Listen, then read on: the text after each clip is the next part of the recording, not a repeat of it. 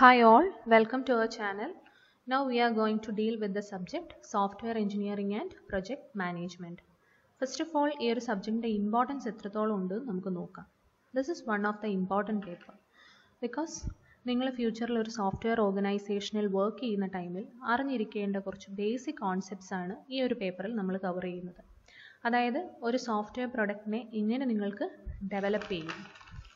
നിങ്ങൾ ഡെവലപ്പ് ചെയ്യാൻ പോകുന്ന സോഫ്റ്റ്വെയർ പ്രൊഡക്റ്റിൻ്റെ കോഡിംഗ് ആസ്പെക്ട്സിനേക്കാൾ കൂടുതലായി ആ ഒരു പ്രൊജക്റ്റിലേക്ക് നിങ്ങൾ എൻ്റർ ചെയ്യുന്ന ടൈമിൽ from the beginning to the end നിങ്ങൾ ഫോളോ ചെയ്യേണ്ടുന്ന കുറച്ച് പ്രൊസീജിയേഴ്സ് അതാണ് നമ്മൾ ഈ ഒരു പേപ്പറിൽ മനസ്സിലാക്കാൻ പോകുന്നത്.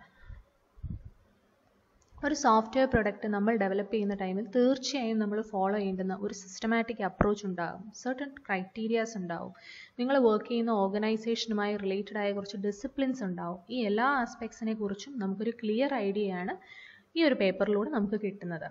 സോ നമുക്കിനി ഇൻട്രൊഡക്ഷൻ പാർട്ടിലേക്ക് പോകാം.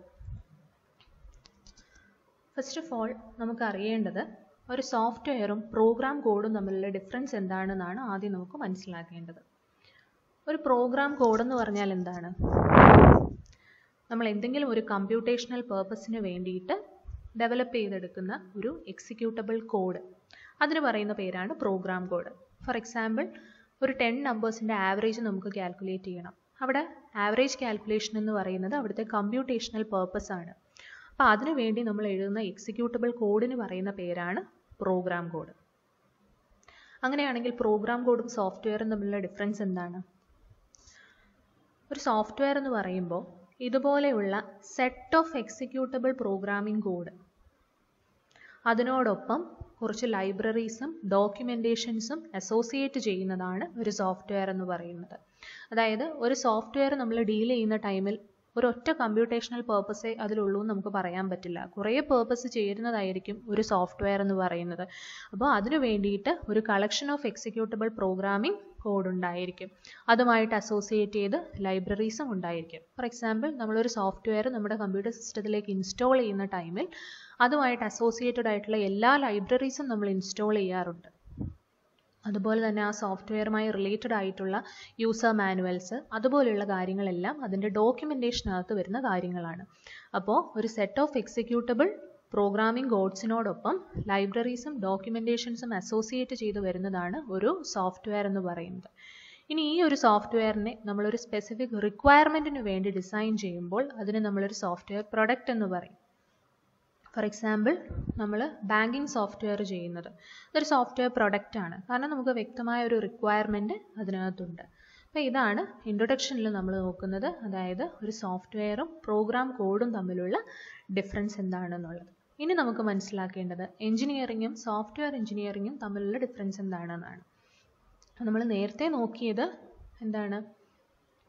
ഒരു സോഫ്റ്റ്വെയറും പ്രോഗ്രാം കോഡും തമ്മിലുള്ള ഡിഫറൻസ് എന്താണ് എന്നുള്ളത്. ഇനി നമുക്ക് എഞ്ചിനീയറിങ്ങും സോഫ്റ്റ്വെയർ എഞ്ചിനീയറിങ്ങും തമ്മിലുള്ള ഡിഫറൻസ് എന്താണെന്ന് മനസ്സിലാക്കണം. എഞ്ചിനീയറിംഗ് എന്ന് പറഞ്ഞാൽ നമുക്ക് സോൾവ് ചെയ്യേണ്ടുന്ന ഒരു പ്രോബ്ലം ഉണ്ട്. ആ പ്രോബ്ലത്തിന് വേണ്ടിയിട്ട് ഒരു കോസ്റ്റ് ഇഫക്റ്റീവ് സൊല്യൂഷൻ കണ്ടെത്തുക എന്നുള്ളതാണ് എഞ്ചിനീയറിംഗ് കൊണ്ട് നമ്മൾ ഉദ്ദേശിക്കുന്നത്. ഏത് രീതിയിൽ? Application of science, tools and methods, ഇതിൻ്റെ എല്ലാം ഹെൽപ്പോടുകൂടി ഒരു കോസ്റ്റ് ഇഫക്റ്റീവ് സൊല്യൂഷൻ കണ്ടെത്തുക എന്നുള്ളതാണ് എഞ്ചിനീയറിംഗിൻ്റെ പർപ്പസ് എന്ന് പറയുന്നത്. അങ്ങനെയാണെങ്കിൽ സോഫ്റ്റ്വെയർ എഞ്ചിനീയറിംഗ് എന്താണ്? നമ്മളൊരു പ്രൊഡക്റ്റ് ഡെവലപ്പ് ചെയ്യുന്നു, ഡെവലപ്പ് ചെയ്ത് കഴിഞ്ഞാൽ നേരെ അത് പോകുന്നത് ഓപ്പറേഷണൽ ഫേസിലേക്കാണ്, അല്ലേ? ഡെവലപ്മെൻറ്റ് കഴിഞ്ഞു, പിന്നീട് അത് വർക്കിംഗ് കണ്ടീഷനിലേക്ക് പോവുകയാണ്. വർക്കിംഗ് കണ്ടീഷൻ സ്റ്റാർട്ടായി കഴിഞ്ഞാൽ പിന്നീട് എപ്പോൾ വേണമെങ്കിലും അതിൽ മെയിൻ്റനൻസ് വരാം. So development, operation and maintenance, ഈ മൂന്ന് കാര്യങ്ങളും നടത്തിയെടുക്കുന്നതിന് വേണ്ടി നമുക്കൊരു systematic, disciplined, quantifiable approach follow ചെയ്യേണ്ടതായിട്ട് വരും.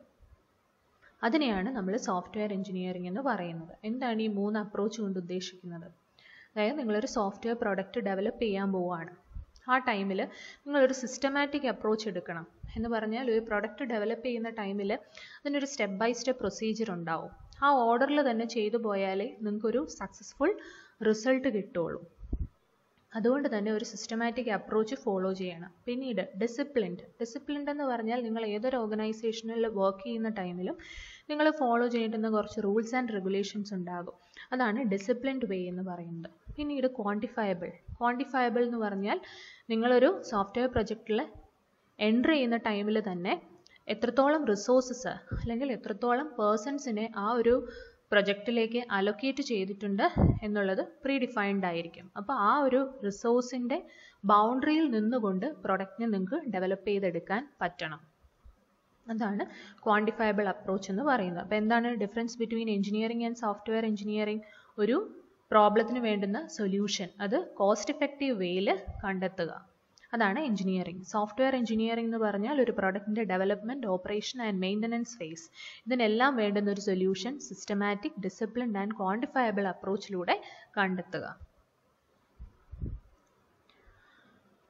ഇനി ഒരു സോഫ്റ്റ്വെയർ എഞ്ചിനീയറിംഗിൻ്റെ ഔട്ട്കം എന്ന് പറയുന്നത് എന്തായിരിക്കും? ഏറ്റവും എഫിഷ്യൻറ്റും റിലയബിളുമായിട്ടുള്ള ഒരു സോഫ്റ്റ്വെയർ പ്രൊഡക്റ്റ്. ഇനി ഇത് നമ്മൾ നേരത്തെ പറഞ്ഞ ഒരു ഡെഫിനിഷൻ തന്നെയാണ്. ഇത് IEEE ഡെഫിനിഷനാണ്. സോഫ്റ്റ്വെയർ എഞ്ചിനീയറിംഗിനെ കുറിച്ച് IEEE ഡെഫിനിഷനാണിത്. The application of a systematic, disciplined, quantifiable approach to the development, operation and maintenance of software. ഇനി ഒരു സോഫ്റ്റ്വെയർ എഞ്ചിനീയറിംഗിൻ്റെ ആവശ്യകത എന്താണെന്നാണ് നമ്മൾ നോക്കാൻ പോകുന്നത്. അതായത് ഈ ഒരു സോഫ്റ്റ്വെയർ എഞ്ചിനീയറിംഗ് എന്നൊരു ആസ്പെക്റ്റ് വരുന്നതിന് മുൻപ് ആ സമയത്തൊക്കെ ഡെവലപ്പ് ചെയ്യുന്ന ഒരുപാട് സോഫ്റ്റ്വെയർസിൽ ഫെയിലിയേഴ്സ് ഉണ്ടായിരുന്നു. അതായത് അവരൊരു സിസ്റ്റമാറ്റിക് അപ്രോച്ച് ഒന്നും അല്ല ഫോളോ ചെയ്തിരുന്നത്, കുറേ ഫെയിലിയേഴ്സ് ഉണ്ടായിരുന്നു. അപ്പോൾ ആ ഒരു ടൈമിൽ കുറേ എഞ്ചിനീയേഴ്സ് ചേർന്നിട്ടാണ് ഇതുപോലെ ഒരു സോഫ്റ്റ്വെയർ എഞ്ചിനീയറിംഗ് എന്ന ആസ്പെക്റ്റ് കൊണ്ടുവന്നത്. അതായത് ഒരു സിസ്റ്റമാറ്റിക് വേയിൽ ഒരു പ്രൊഡക്റ്റിനെ നമ്മൾ ഡെവലപ്പ് ചെയ്തെടുത്തു കഴിഞ്ഞാൽ സോഫ്റ്റ്വെയർ ഫെയിലിയേഴ്സ് ഉണ്ടാവാനുള്ള പ്രോബബിലിറ്റി കുറയും. അങ്ങനെയാണ് സോഫ്റ്റ്വെയർ എഞ്ചിനീയറിംഗ് എന്നൊരു ആസ്പെക്റ്റ് മുന്നോട്ട് വന്നത്. ഇനി നമ്മൾ നേരെ പോകുന്നത് സോഫ്റ്റ്വെയർ ലൈഫ് സൈക്കിൾ മോഡൽസിലേക്കാണ് നമ്മൾ പോകുന്നത്. അതായത് ഏതൊരു സോഫ്റ്റ്വെയർ പ്രൊഡക്റ്റിനെ നമുക്ക് ഡെവലപ്പ് ചെയ്യണമെങ്കിലും അതിൽ ഡിഫറെൻ്റ് ആക്ടിവിറ്റീസ് ഉണ്ടാവും. ഇതെല്ലാം എക്സിക്യൂട്ട് ചെയ്യുന്നത് ഒരു സീക്വൻഷ്യൽ മാനറിലുമായിരിക്കും എക്സിക്യൂട്ട് ചെയ്യുന്നത്. അപ്പോൾ സീക്വൻഷ്യൽ മാനറിൽ നമ്മൾ എക്സിക്യൂട്ട് ചെയ്യുന്ന ഡിഫറെൻ്റ് ആക്ടിവിറ്റീസ്, അതാണ് നമ്മൾ സോഫ്റ്റ്വെയർ ലൈഫ് സൈക്കിൾ മോഡൽസിൽ പറയുന്നത്. ഇതിനെ സിസ്റ്റംസ് ഡെവലപ്മെൻറ്റ് ലൈഫ് സൈക്കിൾ എന്ന പേരിലും പറയാറുണ്ട്. ഏതൊരു സോഫ്റ്റ്വെയർ പ്രൊഡക്റ്റിൻ്റെയും പ്രൊഡക്ഷൻ സ്റ്റാർട്ട് ചെയ്യുന്നത് എവിടെ നിന്നാണ്? ഒരു കസ്റ്റമർ അയാൾക്കൊരു പ്രൊഡക്റ്റ് വേണം എന്നാവശ്യപ്പെടുന്നിടത്തു നിന്നാണ് ഒരു സോഫ്റ്റ്വെയർ പ്രൊഡക്റ്റിൻ്റെ ഡെവലപ്മെൻറ്റ് സ്റ്റാർട്ട് ആവുന്നത്. ഈ ഒരു പ്രോസസ്സിന് പറയുന്ന പേരാണ് പ്രൊഡക്റ്റ് പെർസെപ്ഷൻ. അപ്പോൾ നമുക്ക് എങ്ങനെ പറയാം സോഫ്റ്റ്വെയർ ലൈഫ് സൈക്കിളിനെ? It is A series of identifiable stages. അതായത് പ്രീ ഡിഫൈൻഡ് സ്റ്റേജസ് ഉണ്ടായിരിക്കും. ആ പ്രീ ഡിഫൈൻഡ് സ്റ്റേജസിലൂടെ ഒരു സീക്വൻഷ്യൽ വേയിൽ പോകുമ്പോഴാണ് നമുക്കൊരു സക്സസ്ഫുൾ പ്രൊഡക്റ്റിനെ ഡെവലപ്പ് ചെയ്യാൻ പറ്റുന്നത്. അപ്പോൾ ഡിഫറെൻ്റ് ആക്ടിവിറ്റീസിൻ്റെ ഒരു സീക്വൻഷ്യൽ മാനറിൽ നമ്മൾ റെപ്രസെൻറ്റ് ചെയ്യുന്നതാണ് സോഫ്റ്റ്വെയർ ലൈഫ് സൈക്കിൾ മോഡൽസ്. ഇതിന് നമ്മൾ സിസ്റ്റംസ് ഡെവലപ്മെൻറ്റ് ലൈഫ് സൈക്കിൾ എന്ന പേരിലും പറയാറുണ്ട്. ഒരു സോഫ്റ്റ്വെയർ പ്രൊഡക്റ്റിൻ്റെ സ്റ്റാർട്ടിംഗ് സ്റ്റേജ് എന്ന് പറയുന്നത് ഒരു കസ്റ്റമർ അയാൾക്ക് വേണ്ടുന്ന പ്രൊഡക്റ്റ് ആവശ്യപ്പെടുന്നിടത്തു നിന്നാണ്. ഈ ഒരു പ്രോസസ്സിന് പറയുന്ന പേരാണ് product perception. So software life cycle is A series of identifiable stages. ഇനി ഒരു സോഫ്റ്റ്വെയർ ലൈഫ് സൈക്കിൾ മോഡൽ എന്ന് പറയുന്നത് descriptive and diagrammatic representation of the software life cycle. ഇനി ഒരുപാട് ലൈഫ് സൈക്കിൾ മോഡൽസ് നമുക്ക് പഠിക്കാനുണ്ട്. അതായത് ഒരു 5 ലൈഫ് സൈക്കിൾ മോഡൽസ് ആണ് നമുക്ക് പഠിക്കാനുള്ളത്. ഓരോന്നിനും അതിൻ്റേതായിട്ടുള്ള അഡ്വാൻറ്റേജസും ഉണ്ട്, ഡിസഡ്വാൻറ്റേജസും ഉണ്ട്. ഇനി നമുക്ക് ഓരോ ലൈഫ് സൈക്കിൾ മോഡൽസ് ആയിട്ട് പഠിക്കാം. ഈ ഒരു വീഡിയോയിൽ നമ്മൾ ആദ്യത്തെ 2 ലൈഫ് സൈക്കിൾ മോഡൽസ് ആണ് ഇൻക്ലൂഡ് ചെയ്തിട്ടുള്ളത്. ബാക്കിയുള്ളത് അടുത്ത വീഡിയോസിൽ നമ്മൾ കാണും. അപ്പോൾ മെയിനായിട്ട് 5 ലൈഫ് സൈക്കിൾ മോഡൽസ് ആണ് നമുക്കുള്ളത്. First one classical waterfall model, അടുത്തത് ഐറ്ററേറ്റീവ് വാട്ടർഫോൾ മോഡൽ, അടുത്തത് prototyping model, next incremental model, then spiral model. അപ്പോൾ 5 ലൈഫ് സൈക്കിൾ മോഡൽസ് ആണുള്ളത്. Classical waterfall model, iterative waterfall model, prototyping model, incremental model, spiral model. നമുക്ക് ആദ്യം classical waterfall മോഡലിലേക്ക് പോകാം.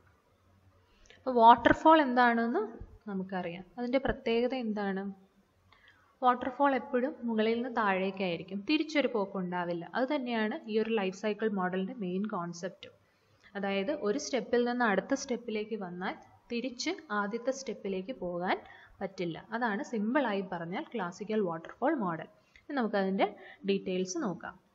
അപ്പോൾ classical waterfall model എന്ന് പറയുന്നത് ഈസിലി അണ്ടർസ്റ്റാൻഡബിൾ ആണ്.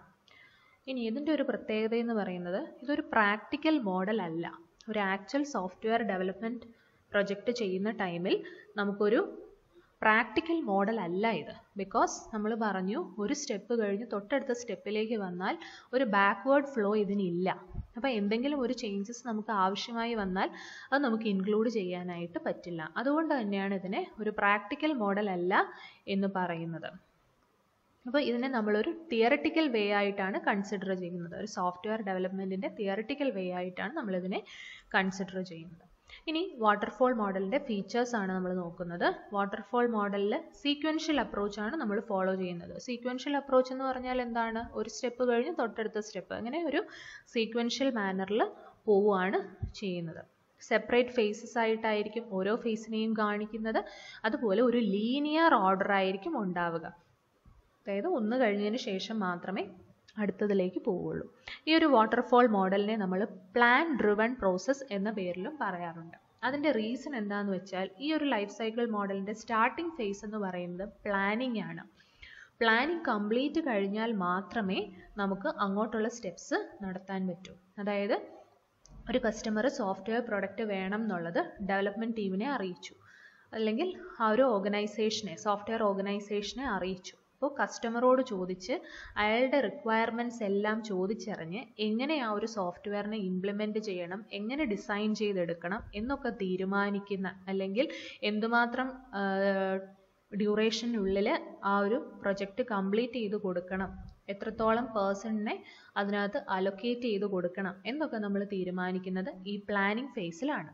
അപ്പോൾ സ്റ്റാർട്ടിംഗ് ഫേസ് ആണ് പ്ലാനിങ് എന്ന് പറയുന്നത്. അതുകൊണ്ട് അതിനെ നമ്മളൊരു പ്ലാൻ ഡ്രിവൺ പ്രോസസ്സ് എന്ന രീതിയിലും നമ്മൾ പറയാറുണ്ട്. ഈ ഒരു പ്ലാനിനെ ബേസ് ചെയ്തിട്ടായിരിക്കും പ്രോഗ്രസ് നടക്കുന്നത്. അതായത് നമ്മൾ എന്താണോ പ്ലാൻ ചെയ്ത് വെച്ചിരിക്കുന്നത് ആ രീതിയിലായിരിക്കും മുന്നോട്ട് പോകുന്നത്.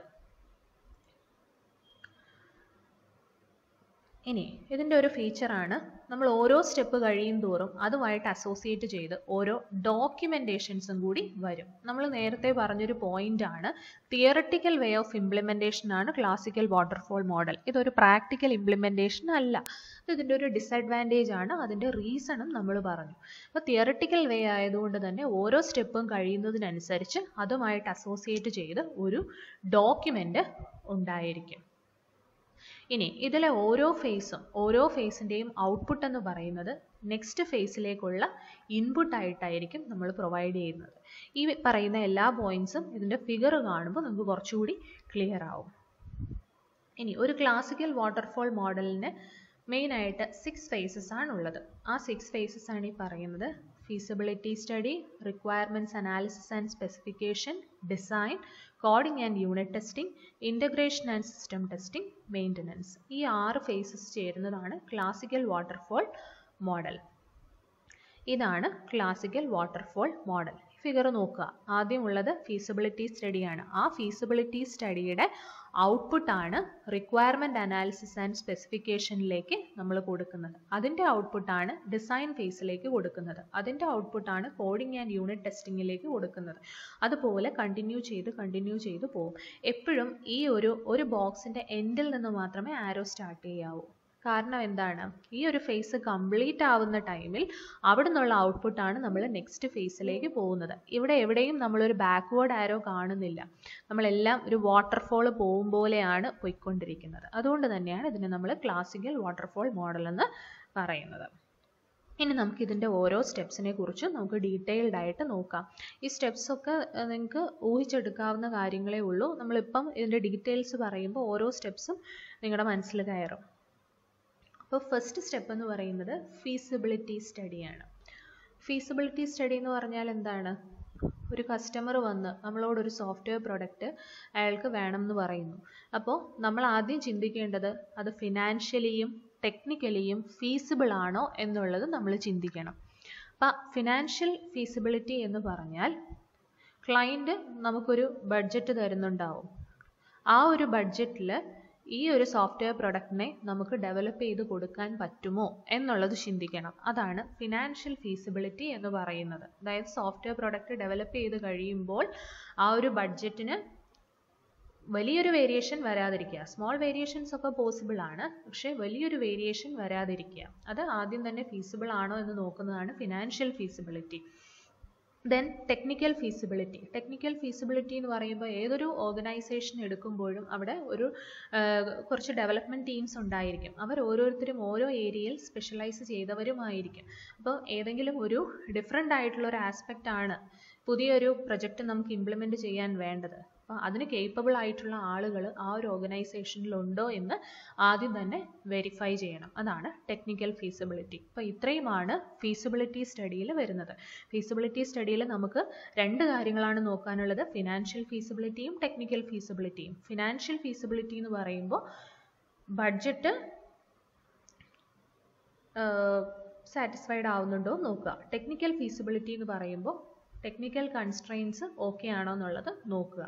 ഇതാണ് ഫസ്റ്റ് സ്റ്റെപ്പ് എന്ന് പറയുന്നത്. അടുത്തത് റിക്വയർമെൻറ്റ്സ് അനാലിസിസ് ആൻഡ് സ്പെസിഫിക്കേഷൻ. ഈ ഫേസിൽ എന്തായിരിക്കും പറയുന്നത്?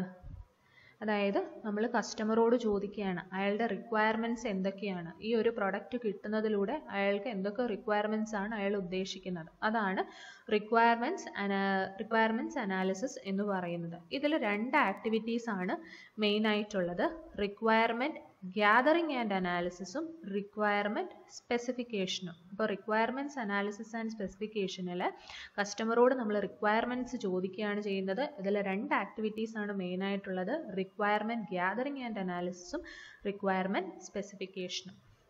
അപ്പോൾ അതിൽ ആദ്യത്തെ എന്താണെന്ന് നോക്കാം, റിക്വയർമെൻറ്റ് ഗ്യാതറിംഗ്. ഇതിനകത്ത് നമ്മൾ ചെയ്യുന്നത് കസ്റ്റമറിൽ നിന്നും എല്ലാ റെലവൻറ്റ് ഇൻഫർമേഷൻസും, ഈ ഒരു പ്രൊഡക്റ്റ് ചെയ്യാൻ വേണ്ടുന്ന എല്ലാ റെലവൻറ്റ് ഇൻഫർമേഷൻസും നമ്മൾ കളക്ട് ചെയ്യുന്നു. അയാളുടെ റിക്വയർമെൻറ്റ്സ് എല്ലാം നമ്മൾ ക്ലിയർ ആയിട്ട് ഐഡൻറ്റിഫൈ ചെയ്യുന്നു. ഇതാണ് റിക്വയർമെൻറ്റ് ഗ്യാതറിങ്ങിൽ വരുന്നത്. റിക്വയർമെൻറ്റ്സിനെ എല്ലാം നമ്മൾ ചോദിച്ചറിയുന്നു. ഇനി റിക്വയർമെൻറ്റ് അനാലിസിസ്. റിക്വയർമെൻറ്റ് അനാലിസിസ് എന്ന് പറയുമ്പോൾ അയാൾ പറഞ്ഞ റിക്വയർമെൻറ്റ്സിൽ എന്തെങ്കിലും കോൺട്രഡിക്ഷൻസോ ആംബിഗ്യൂറ്റീസോ ഉണ്ടോ എന്ന് ചെക്ക് ചെയ്യുവാണ് ചെയ്യുന്നത്. ഇനി അങ്ങനെ എന്തെങ്കിലും പ്രോബ്ലംസ് ഉണ്ട് എന്നുണ്ടെങ്കിൽ അത് കസ്റ്റമറുമായിട്ട് ഡിസ്കസ് ചെയ്ത് സോൾവ് ചെയ്യാനായിട്ട് ശ്രമിക്കും. അതാണ് റിക്വയർമെൻറ്റ് അനാലിസിസിൽ വരുന്നത്. അപ്പോൾ ഇനി നെക്സ്റ്റ് ഫേസ് എന്ന് പറയുന്നത് റിക്വയർമെൻറ്റ് സ്പെസിഫിക്കേഷൻ ആണ്. റിക്വയർമെൻറ്റ് അനാലിസിസ് ആൻഡ് സ്പെസിഫിക്കേഷൻ ആണ്. റിക്വയർമെൻറ്റ് അനാലിസിസിൽ നമ്മൾ ഗ്യാദർ ചെയ്യുന്ന കാര്യമാണ് പറഞ്ഞത്. ഇനി റിക്വയർമെൻറ്റ് സ്പെസിഫിക്കേഷൻ. അപ്പോൾ നമ്മൾ റിക്വയർമെൻറ്റ്സ് എല്ലാം ഗ്യാദർ ചെയ്ത് കഴിഞ്ഞു. ഇനി ഇതിനെ നമുക്കൊരു ഡോക്യുമെൻ്റ് ആക്കി വെക്കണം. ആ ഡോക്യുമെൻറ്റിന് പറയുന്ന പേരാണ് സോഫ്റ്റ്വെയർ റിക്വയർമെൻറ്റ് സ്പെസിഫിക്കേഷൻ അല്ലെങ്കിൽ SRS ഡോക്യുമെൻറ്റ്. നമ്മൾ ഓൾറെഡി പറഞ്ഞതാണ് വാട്ടർഫോൾ മോഡലിൻ്റെ ഓരോ സ്റ്റെപ്പിൽ നിന്നും നമുക്കൊരു ഡോക്യുമെൻറ്റേഷൻ കൂടി കിട്ടും. അപ്പോൾ ഇതിൽ റിക്വയർമെൻറ്റ് സ്പെസിഫിക്കേഷൻ്റെ ഡോക്യുമെൻറ്റേഷൻ ഔട്ട്പുട്ട് ആണ് സോഫ്റ്റ്വെയർ റിക്വയർമെൻറ്റ് സ്പെസിഫിക്കേഷൻ SRS എന്ന് പറയുന്നത്. അതുപോലെ ഫീസിബിലിറ്റി സ്റ്റഡിയുമായി റിലേറ്റഡ് ആയിട്ടുള്ള ഒരു ഡോക്യുമെൻറ്റേഷൻ ഉണ്ട്, അത് ഫീസിബിലിറ്റി റിപ്പോർട്ടാണ്. ഇനി SRS ഡോക്യുമെൻറ്റിൻ്റെ ഇമ്പോർട്ടൻറ്റ് കമ്പോണൻസ് ആണ് functional requirements, non functional requirements. റിക്വയർമെൻറ്റ്സിനെ തന്നെ നമുക്ക് രണ്ടായിട്ട് തിരിക്കാം, ഫങ്ഷണൽ റിക്വയർമെൻറ്റ്സും നോൺ ഫങ്ഷണൽ റിക്വയർമെൻറ്റ്സും. അപ്പോൾ ഇത് ഇത്രയുമാണ് സോഫ്റ്റ്വെയർ അനാലിസിസ് ആൻഡ് സ്പെസിഫിക്കേഷനിൽ പറയുന്നത്. അപ്പോൾ നമ്മൾ ആദ്യം പറഞ്ഞ ഫേസ് ഫീസിബിലിറ്റി സ്റ്റഡി ആയിരുന്നു. അതിനകത്ത് നമ്മൾ ടെക്നിക്കൽ ഫീസിബിലിറ്റിയും ഫിനാൻഷ്യൽ ഫീസിബിലിറ്റിയുമാണ് ചെക്ക് ചെയ്യുന്നത്. ഇനി റിക്വയർമെൻറ്റ്സ് അനാലിസിസ് ആൻഡ് സ്പെസിഫിക്കേഷൻ, അതിനകത്ത് നമ്മൾ പറഞ്ഞത് requirement gathering then requirement specification. Requirement ഗ്യാദറിങ്ങിൽ നമ്മൾ കസ്റ്റമറോട് അയാളുടെ റിക്വയർമെൻറ്റ്സ് ചോദിച്ചറിയുന്നു. റിക്വയർമെൻറ്റ് സ്പെസിഫിക്കേഷനിൽ അതിനെ നമ്മളൊരു ഡോക്യുമെൻറ്റേഷൻ ആക്കി വെക്കുന്നു. ആ ഡോക്യുമെൻറ്റേഷനാണ് SRS document, software requirement specification document. SRS ഡോക്യുമെൻറ്റിൽ നമുക്ക് രണ്ട് ഇമ്പോർട്ടൻറ്റ് കമ്പോണൻസ് ആണുള്ളത്, ഫങ്ഷണൽ റിക്വയർമെൻറ്റ്സും നോൺ ഫങ്ഷണൽ റിക്വയർമെൻറ്റ്സും. ഇനി അടുത്തത് സോഫ്റ്റ്വെയർ ഡിസൈൻ. ഇപ്പോൾ നമ്മൾ ഫീസിബിലിറ്റി സ്റ്റഡി നടത്തി റിക്വയർമെൻറ്റ്സ് എല്ലാം അനലൈസ് ചെയ്ത് കഴിഞ്ഞു. അപ്പോൾ നമ്മുടെ ഡോക്യുമെൻറ്റേഷനൊക്കെ ഓൾമോസ്റ്റ് ആയിട്ടുണ്ട്. ഇനി നമുക്ക് ചെയ്യേണ്ടുന്നത് സോഫ്റ്റ്വെയറിനെ നമുക്ക് ഡിസൈൻ ചെയ്യുവാണ് ചെയ്യേണ്ടത്. അപ്പോൾ നമ്മൾ SRS ഡോക്യുമെൻറ്റിൽ നോട്ട് ചെയ്ത് വെച്ചിരിക്കുന്ന റിക്വയർമെൻറ്റ്സ് അതിനെയെല്ലാം വെച്ചിട്ട് നമുക്കൊരു സ്ട്രക്ചർ ഡെവലപ്പ് ചെയ്തെടുക്കണം. അതാണ് സോഫ്റ്റ്വെയർ ഡിസൈനിൽ ചെയ്യുന്നത്. അപ്പോൾ ഓവറോൾ സിസ്റ്റം ആർക്കിടെക്ചർ ആണ് നമ്മൾ ഇതിനകത്ത് ചെയ്യുന്നത്. അതിന് വേണ്ടിയിട്ട് നമ്മുടെ റിക്വയർമെൻറ്റ്സിൽ നിന്നും ഫണ്ടമെൻ്റൽ സോഫ്റ്റ്വെയർ സിസ്റ്റം അബ്സ്ട്രാക്ഷൻ, അവർക്കിടയിലുള്ള റിലേഷൻഷിപ്പ്, ഇതെല്ലാം നമ്മൾ കണ്ടെത്തണം. ആ റിലേഷൻഷിപ്പിനെ ബേസ് ചെയ്തിട്ടായിരിക്കും നമ്മൾ സോഫ്റ്റ്വെയർ ഡിസൈൻ നടത്തുന്നത്. സോഫ്റ്റ്വെയർ ഡിസൈനൊക്കെ ഡീറ്റെയിൽഡ് ആയിട്ട് നമ്മൾ ഇനി അങ്ങോട്ട് പഠിക്കും. സോഫ്റ്റ്വെയർ ഡിസൈനിൻ്റെ ഒരു ഇമ്പോർട്ടൻറ്റ് ഫീച്ചറാണ് മോഡുലാരിറ്റി എന്ന് പറയുന്നത്. ഞാൻ ഈ സ്ലൈഡിൽ ഇൻക്ലൂഡ് ചെയ്തിട്ടില്ല, ജസ്റ്റ് പറയാം. ഇത് ഇനി അങ്ങോട്ട് നമുക്ക് ഡീറ്റെയിൽഡ് ആയിട്ട് പഠിക്കാനുണ്ട്. മോഡുലാരിറ്റി അതായത് എപ്പോഴും നമ്മൾ നമ്മുടെ ഫങ്ഷണാലിറ്റീനെ ഓരോ മോഡ്യൂളായിട്ട്, അതായത് ഒരു വലിയ സോഫ്റ്റ്വെയർ നമ്മൾ ഡെവലപ്പ് ചെയ്യാനുണ്ടെന്നുണ്ടെങ്കിൽ അത് ഒറ്റ ഒരു സ്ട്രക്ചറിൽ നമ്മളങ്ങ് കാണിക്കരുത്. പകരം അതിനെ ചെറിയ ചെറിയ പോർഷൻസ് ആക്കി അത് വേണം നമ്മൾ ഇംപ്ലിമെൻറ്റ് ചെയ്ത് വരാനായിട്ട്. അതാണ് മോഡുലാർ പ്രോഗ്രാമിംഗ് എന്ന് പറയുന്നത്. അപ്പോൾ അത് സോഫ്റ്റ്വെയർ ഡിസൈനിൻ്റെ ഒരു ആസ്പെക്റ്റ് ആണ്. ഇനി നമ്മൾ നേരെ പോകുന്നത് കോഡിംഗ് ആൻഡ് യൂണിറ്റ് ടെസ്റ്റിംഗ് ആണ്. ഇപ്പോൾ നമ്മൾ ഫീസിബിലിറ്റി സ്റ്റഡി നടത്തി, റിക്വയർമെൻറ്റ്സ് എല്ലാം മനസ്സിലാക്കി, ഡിസൈൻ ചെയ്ത് വെച്ചു. ഇനി നമ്മൾ പോകുന്നത് കോഡിംഗ് ആൻഡ് യൂണിറ്റ് ടെസ്റ്റിങ്ങിലേക്കാണ്. ഡിസൈൻ ചെയ്ത് വെച്ചേക്കുവാണ്, നമ്മുടെ കയ്യിലൊരു സ്ട്രക്ചർ ഉണ്ട്. ഇനി നമുക്ക് വേണ്ടുന്നത് കോഡിംഗ് ആണ്. ഓരോ പോർഷനെയും നമുക്ക് കോഡ് ചെയ്തെടുക്കണം. അതാണ് നമുക്ക് വേണ്ടുന്നത്. ഇതിനെ നമ്മൾ ഇംപ്ലിമെൻറ്റേഷൻ ഫേസ് എന്നും പറയും. കാരണം നമ്മുടെ കയ്യിലുള്ള സ്ട്രക്ചറിനെ നമ്മൾ ഇംപ്ലിമെൻറ്റ് ചെയ്യാനായിട്ട് പോവുകയാണ് ചെയ്യുന്നത്. അതായത് നമ്മുടെ കയ്യിലുള്ള സോഫ്റ്റ്വെയർ ഡിസൈനിനെ നമ്മൾ സോഴ്സ് കോഡാക്കി മാറ്റുന്നു. അതാണ് നമ്മൾ കോഡിങ്ങിൽ ചെയ്യുന്നത്. ഇനി ഈ രണ്ട് ഫേസും നമുക്ക് സെപ്പറേറ്റ് എന്താണെന്ന് നോക്കാം. അപ്പോൾ കോഡിംഗ് എന്ന് പറഞ്ഞാൽ എന്താണ്? സോഫ്റ്റ്വെയർ ഡിസൈനിനനുസരിച്ച് നമ്മൾ ഒരു സെറ്റ് ഓഫ് പ്രോഗ്രാംസ് ഡെവലപ്പ് ചെയ്തെടുക്കുകയാണ് ചെയ്യുന്നത്. നമ്മൾ നേരത്തെ പറഞ്ഞതാണ്, ഡിസൈൻ ചെയ്യുമ്പോൾ ഓരോ മോഡ്യൂൾസ് ആയിട്ടാണ് ചെയ്യുന്നത്. അപ്പോൾ ഓരോ ചെറിയ ചെറിയ പോർഷനെയും സെപ്പറേറ്റ് ആയിട്ടാണ് നമ്മൾ കോഡിംഗ് നടത്തുന്നത്. അപ്പോൾ ഡിസൈനിനെ നമ്മൾ സോഴ്സ് കോഡിലേക്ക് മാറ്റുന്നതാണ് കോഡിംഗ് ഫേസ് എന്ന് പറയുന്നത്. ഓരോ കമ്പോണൻറ്റും നമ്മൾ ഓരോ പ്രോഗ്രാം മോഡ്യൂളായിട്ട് ഇംപ്ലിമെൻറ്റ് ചെയ്യുന്നു. യൂണിറ്റ് ടെസ്റ്റിംഗ് എന്ന് പറഞ്ഞാൽ ഓരോ സെക്ഷനായിട്ടാണ് നമ്മൾ കോഡിംഗ് ചെയ്ത് വെക്കുന്നതെന്ന് പറഞ്ഞു. അപ്പോൾ ഈ ഓരോ യൂണിറ്റിനെയും സെപ്പറേറ്റ് ആയിട്ടെടുത്ത് ടെസ്റ്റ് ചെയ്യുന്നു. അതാണ് യൂണിറ്റ് ടെസ്റ്റിങ്ങിലേക്ക് പറയുന്നത്. അതായത് ഈ ഓരോ യൂണിറ്റും വേണ്ടുന്ന സ്പെസിഫിക്കേഷൻ മീറ്റ് ചെയ്തിട്ടുണ്ടോ എന്ന് ചെക്ക് ചെയ്യുകയാണ് നമ്മൾ യൂണിറ്റ് ടെസ്റ്റിങ്ങിനകത്ത് ചെയ്യുന്നത്. അതുപോലെ നമ്മൾ കോഡ് ചെയ്ത് വെച്ചിരിക്കുന്ന ഓരോ യൂണിറ്റിൻ്റെയും ഇൻഡിവിജ്വൽ ഫംഗ്ഷൻ നമ്മൾ പ്രോപ്പർ ആയിട്ടാണോ നടക്കുന്നത് എന്നുള്ളത് ചെക്ക് ചെയ്യുന്നു. കറക്റ്റ് ആയിട്ടാണോ വർക്ക് ചെയ്യുന്നത് എന്നുള്ളത് നമ്മൾ ചെക്ക് ചെയ്യുന്നു. അതാണ് യൂണിറ്റ് ടെസ്റ്റിങ്ങിൽ വരുന്നത്. ഇനി ഈ ഓരോ യൂണിറ്റും കറക്റ്റ് ആണെങ്കിലേ നമുക്ക് ഇതിനെ ജോയിൻ ചെയ്ത് ഇൻ്റഗ്രേറ്റ് ചെയ്യാനായിട്ട് പറ്റൂ. അപ്പോൾ കോഡിംഗ് എന്താണ്? നമ്മൾ മോഡ്യൂൾസ് ആയിട്ട് ഡിസൈൻ ചെയ്ത് വെച്ചിരിക്കുന്ന നമ്മുടെ സിസ്റ്റത്തിനെ നമ്മൾ ഓരോ പോർഷനായിട്ട് കോഡ് ചെയ്ത് വെക്കുകയാണ് ചെയ്യുന്നത്. അപ്പോൾ ഡിസൈനിനെ നമ്മൾ സോഴ്സ് കോഡായിട്ട് കൺവേർട്ട് ചെയ്യുന്നു. ദെൻ യൂണിറ്റ് ടെസ്റ്റിംഗ് ഓരോ യൂണിറ്റിനെ എടുത്ത് അത് പ്രോപ്പറായിട്ട് വർക്ക് ചെയ്യുന്നുണ്ടോ എന്ന് ടെസ്റ്റ് ചെയ്യുകയാണ് ചെയ്യുന്നത്. ഇനി അടുത്തത് ഇൻ്റഗ്രേഷൻ ആൻഡ് സിസ്റ്റം ടെസ്റ്റിംഗ് ആണ്. അപ്പം യൂണിറ്റ് വൈസ് നമ്മൾ ചെക്ക് ചെയ്ത് കഴിഞ്ഞു അവരെല്ലാവരും പ്രോപ്പറായിട്ടാണോ വർക്ക് ചെയ്യുന്നത് എന്നുള്ളത്. അപ്പോൾ പ്രോപ്പറായിട്ടാണ് വർക്ക് ചെയ്യുന്നത് എന്നുണ്ടെങ്കിൽ ഈ യൂണിറ്റ്സിനെ എല്ലാം കൂടി നമ്മൾ ചേർത്ത് ഒറ്റ സിസ്റ്റമാക്കി മാറ്റും. അതാണ് ഇൻ്റഗ്രേഷൻ എന്ന് പറയുന്നത്. അതായത് നമ്മൾ കോഡ് ചെയ്ത് വെച്ചിരിക്കുന്ന, യൂണിറ്റ് ടെസ്റ്റ് ചെയ്ത് വെച്ചിരിക്കുന്ന എല്ലാ മോഡ്യൂൾസിനെയും എടുത്ത് നമ്മൾ ചേർത്ത് വെക്കുന്നതാണ് ഇൻ്റഗ്രേഷൻ എന്ന് പറയുന്നത്. അപ്പോൾ ഇൻ്റഗ്രേറ്റ് ചെയ്ത് കഴിഞ്ഞാൽ പിന്നീട് അതൊരു സിസ്റ്റമായി മാറിക്കഴിഞ്ഞു. സോ അതിനെ നമ്മൾ സിസ്റ്റം ടെസ്റ്റിംഗ് എന്ന് പറയും. അപ്പോൾ ഇൻ്റഗ്രേഷൻ ആൻഡ് സിസ്റ്റം ടെസ്റ്റിംഗ് ആണ് അടുത്തതെന്ന് പറയുന്നത്.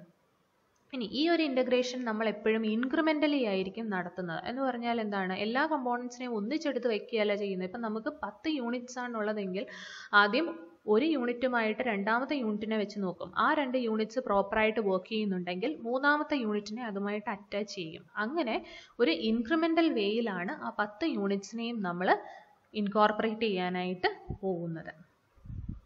അപ്പോൾ ഓരോ സ്റ്റെപ്പിലും നമുക്ക് കിട്ടുന്നത് പാർഷ്യലി ഇൻ്റഗ്രേറ്റഡ് സിസ്റ്റമാണ്. ഫൈനലി നമ്മൾ ആഡ് ചെയ്ത് വരികയാണ് ചെയ്യുന്നത്. അപ്പോൾ ഇൻ്റഗ്രേഷൻ്റെ കാര്യമാണ് നമ്മൾ ഈ പറഞ്ഞത്. ഇനി നമുക്കുള്ളത് സിസ്റ്റം ടെസ്റ്റിംഗ് ആണ്. സിസ്റ്റം ടെസ്റ്റിംഗ് എന്ന് പറഞ്ഞാൽ എന്താണ്? ഇപ്പോൾ ഇൻ്റഗ്രേറ്റ് ചെയ്ത് യൂണിറ്റ്സ് എല്ലാം ഇൻ്റഗ്രേറ്റ് ചെയ്ത് കഴിഞ്ഞപ്പോൾ നമുക്കൊരു സിസ്റ്റം കിട്ടി. ഇനി ആ സിസ്റ്റത്തിനെയാണ് നമുക്ക് ടെസ്റ്റ് ചെയ്യേണ്ടുന്നത്. എന്തിന് എഗെയിൻസ്റ്റ് ആയിട്ട്? SRS ഡോക്യുമെൻറ്റിൽ നമ്മൾ ആദ്യം തന്നെ കുറേ റിക്വയർമെൻറ്റ്സ് വാങ്ങി വെച്ചിട്ടുണ്ട്. ആ റിക്വയർമെൻറ്റ്സ് എല്ലാം സാറ്റിസ്ഫൈ ചെയ്യുന്നുണ്ടോ എന്നുള്ളത് നമ്മൾ നോക്കുന്നു. അതാണ് സിസ്റ്റം ടെസ്റ്റിങ്ങിൽ നടക്കുന്നത്. അപ്പോൾ മെയിനായിട്ട് നമുക്ക് 3 സിസ്റ്റം ടെസ്റ്റിംഗ് ആണുള്ളത്. ഇതും നമ്മൾ ഡീറ്റെയിൽഡ് ആയിട്ട് പഠിക്കും. ഇവിടെ നമ്മൾ ജസ്റ്റ് ഐഡിയ അറിഞ്ഞിരിക്കുക.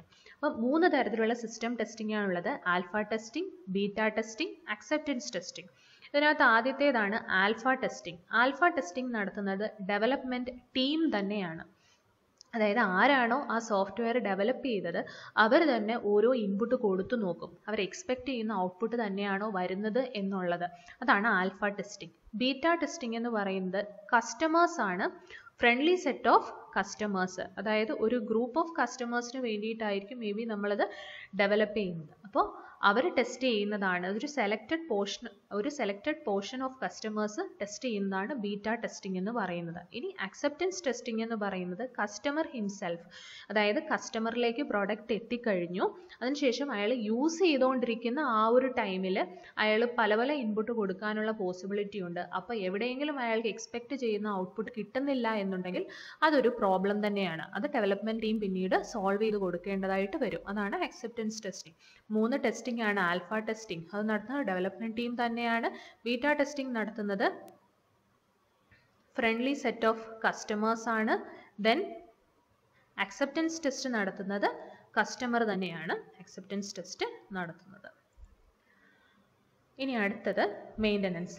ലാസ്റ്റ് ഫേസ് ആണ് മെയിൻ്റനൻസ് ഫേസ് എന്ന് പറയുന്നത്. ഇതാണ് ഒരു ലൈഫ് സൈക്കിളിൻ്റെ ഏറ്റവും ലെങ്തിയർ ആയിട്ടുള്ള ഒരു ഫേസാണ് മെയിൻ്റനൻസ് ഫേസ് എന്ന് പറയുന്നത്. അതായത് പ്രൊഡക്റ്റ് കസ്റ്റമറുടെ കയ്യിൽ എത്തിക്കഴിഞ്ഞു, ഇനി എന്താ വേണ്ടുന്നത്, ആ പ്രൊഡക്റ്റിന് എന്തെങ്കിലും പ്രോബ്ലംസ് പിന്നീട് അങ്ങോട്ടുണ്ട് എങ്കിൽ അത് സോൾവ് ചെയ്ത് കൊടുക്കേണ്ടത് അത് ഏത് ഓർഗനൈസേഷനാണോ അവർക്ക് പ്രൊവൈഡ് ചെയ്ത് കൊടുത്തത് അവരുടെ റെസ്പോൺസിബിലിറ്റിയാണ്. അപ്പോൾ മെയിൻ്റനൻസ് 3 രീതിയിലാണുള്ളത്: corrective maintenance, perfective maintenance and adaptive maintenance. ഇനി കറക്റ്റീവ് മെയിൻ്റനൻസ് എന്ന് പറഞ്ഞാൽ ഒരു പ്രൊഡക്റ്റ് കസ്റ്റമറുടെ കയ്യിലെത്തിയാൽ അതിനകത്ത് കുറച്ച് കറക്ഷൻസ്, എന്തെങ്കിലും പ്രോബ്ലംസ് അയാൾക്ക് ഫീൽ ചെയ്യുന്നുണ്ട് എന്നുണ്ടെങ്കിൽ അത് കറക്റ്റ് ചെയ്ത് കൊടുക്കുന്നതാണ് കറക്റ്റീവ് മെയിൻ്റനൻസ് എന്ന് പറയുന്നത്. പെർഫെക്റ്റീവ് മെയിൻ്റനൻസ് എന്ന് പറഞ്ഞാൽ ആ സോഫ്റ്റ്വെയർ പ്രൊഡക്റ്റിൻ്റെ എഫിഷ്യൻസി അയാൾക്ക് കുറേയും കൂടി കൂട്ടണം, അതായത് അത് പെർഫെക്റ്റ് ആക്കി മാറ്റണം. അതിന് വേണ്ടിയിട്ടാണ് പെർഫെക്റ്റീവ് മെയിൻ്റനൻസ് യൂസ് ചെയ്യുന്നത്.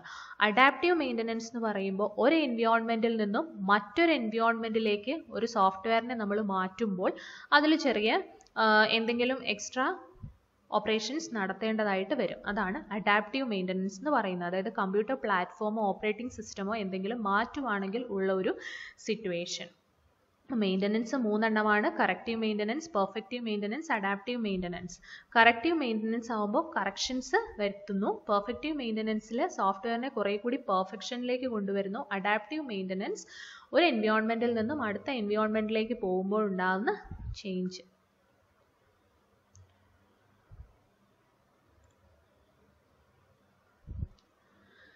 ഇനി അടുത്തത് ഈ വാട്ടർഫോൾ മോഡലിൻ്റെ അഡ്വാൻറ്റേജസും ഡിസഡ്വാൻറ്റേജസും ആണ് നമുക്ക് നോക്കാനുള്ളത്. അഡ്വാൻറ്റേജസ് എന്തൊക്കെയാണ്? Simple and easy to understand ആണ്. അതുപോലെ തന്നെ സ്മോൾ പ്രൊജക്ട്സിന് ഇത് നല്ലത് തന്നെയാണ്. കാരണം അധികം കോംപ്ലക്സ് പ്രൊസീജിയേഴ്സ് ഒന്നും ഇല്ല. അപ്പം ചെറിയ എന്തെങ്കിലും പ്രൊജക്റ്റ് ആണെങ്കിൽ നമുക്ക് ഇത് വെച്ച് ഇംപ്ലിമെൻറ്റ് ചെയ്യാനായിട്ട് പറ്റും. ഓരോ ഫേസിൽ നിന്നും ഓരോ ഡോക്യുമെൻറ്റിനെയും നമുക്ക് കിട്ടുന്നുണ്ട്. ഡിസഡ്വാൻറ്റേജസ് ആണ് ഫീഡ്ബാക്ക് പാത്ത് ഇല്ല. ലാർജ് പ്രൊജക്ട്സിന് ഇത് ഇംപ്ലിമെൻറ്റ് ചെയ്യാൻ പറ്റില്ല. ചേഞ്ചസ് ഉണ്ടെങ്കിൽ അത് ഇൻകോർപ്പറേറ്റ് ചെയ്യാൻ പറ്റില്ല. എറർ കറക്ഷനും ഇന്നെഫിഷ്യൻ്റ് ആയിരിക്കും. ഇനി ഇതിൻ്റെ തന്നെ ഒരു വേരിയേഷനാണ് ഐട്രേറ്റീവ് വാട്ടർഫോൾ മോഡൽ. വാട്ടർഫോൾ മോഡലിൻ്റെ തന്നെ ഒരു വേരിയേഷനാണ് ഐട്രേറ്റീവ് വാട്ടർഫോൾ മോഡൽ. ഇവിടെ വാട്ടർഫോൾ മോഡൽ അതുപോലെ ഇംപ്ലിമെൻറ്റ് ചെയ്തേക്കുവാണ്. പക്ഷേ എന്തെങ്കിലും ഒരു റിക്വയർമെൻറ്റ്സിൽ എന്തെങ്കിലും ഒരു ചേഞ്ച് ആവശ്യമായിട്ട് വരികയാണെന്നുണ്ടെങ്കിൽ ഒരു ബാക്ക്വേർഡ് ഫ്ലോ ഇതിനകത്ത് പോസിബിൾ ആണ്. ഡെവലപ്മെൻറ്റ് ഫേസിൽ ഡോട്ടഡ് ലൈൻസ് അല്ല കാണിച്ചിരിക്കുന്നത്. പക്ഷേ മെയിൻ്റനൻസ് ഫേസിൽ എന്തെങ്കിലും ഐഡൻറ്റിഫൈ ചെയ്യുന്നു എന്നുണ്ടെങ്കിൽ ഒരു ബാക്ക്വേർഡ് ഫ്ലോ ഇതിനകത്ത് പോസിബിൾ ആണ്. എറേഴ്സ് കറക്റ്റ് ചെയ്യാനുള്ള പോസിബിലിറ്റി നമുക്ക് ഉണ്ടായിരിക്കും. ഇത് ഇത്രയുമാണ് iterative waterfall model. Thank you.